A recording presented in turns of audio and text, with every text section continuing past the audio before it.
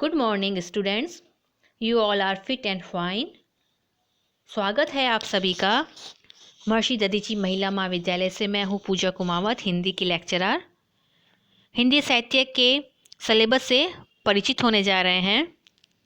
हिंदी साहित्य के सिलेबस के फर्स्ट पेपर जिसका नाम है प्राचीन हिंदी काव्य, इसके अंदर हम पढ़ेंगे 5 यूनिट। ये जो 5 यूनिट हैं ये हमारे हिंदी साहित्य के जो साहित्य को 4 भागों में विभक्त किया गया है, उन 4 भागों में आदिकाल, भक्तिकाल और रीतिकाल को यहाँ पे लिया गया है। जिसके अंदर हम देखेंगे यूनिट फर्स्ट के अंदर जो हमारे आदिकाल के संत काव्य हुए हैं।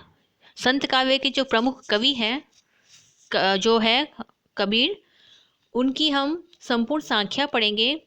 इन सांख्यों के अंदर होंगे उनके शब्द, सुमिरन, उनके अंग, विरह के अंग इत्यादि। इसी के अंदर हम पढ़ेंगे जो सूफी काव्य के प्रमुख कवि हुए हैं जायसी, उनके द्वारा लिखा गया नागमती वियोग खंड, उसको हम इस यूनिट के अंदर देखेंगे। फिर हम यूनिट सेकंड के अंदर पढ़ेंगे भक्ति काल के कृष्ण काव्य के जो प्रमुख कवि हुए हैं सूरदास, इनको। इसके अंदर हम इनके द्वारा लिखा गया जो भ्रमर गीत सार है उसको हम पढ़ेंगे। फिर हम इसी यूनिट के अंदर पढ़ेंगे तुलसीदास, जो राम काव्य के प्रमुख कवि हुए हैं, इनका हम पढ़ेंगे अयोध्या कांड संपूर्ण। यूनिट थर्ड के अंदर हम रीतिकाल के जो रीतिसिद्ध धारा के जो प्रमुख कवि रहे हैं बिहारी, इनके बारे में पढ़ेंगे।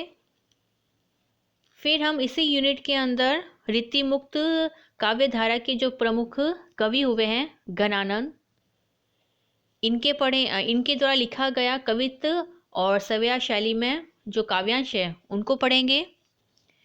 फिर यूनिट 4 के अंदर द्रुत पाठ हेतु कुछ निर्धारित कवि हैं, इनके बारे में पढ़ेंगे। उनका संपूर्ण जीवन परिचय, उनके द्वारा लिखी गई कुछ रचनाएं जिसमें प्रमुख कवि होंगे चंद जो हमारे आदिकाल के, और अमीर खुसरो जो भी रहे हैं आदिकाल के कवि।